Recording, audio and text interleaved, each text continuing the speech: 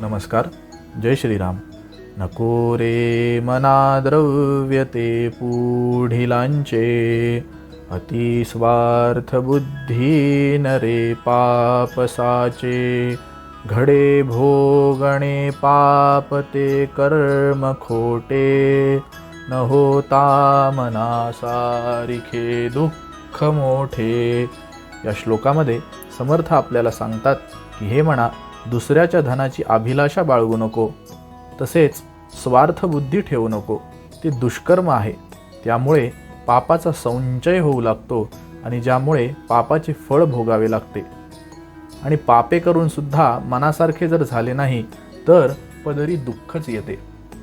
जय जय रघुवीर समर्थ.